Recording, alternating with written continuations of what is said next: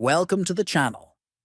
In today's video, we will explore how to use the screen lock feature to hide tabs in private browsing on the Firefox Nightly browser for mobile.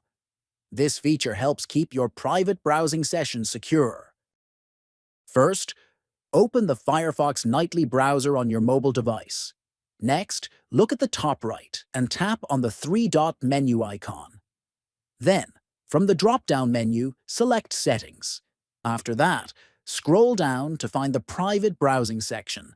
Next, tap on Private Browsing to open the options. Next, look for the Use screen, Lock to Hide tabs option, and turn it on.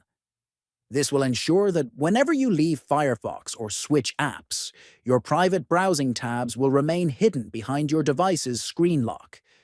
If you found this guide useful, make sure to subscribe to the channel, like this video, and share it with others who want to secure their private browsing.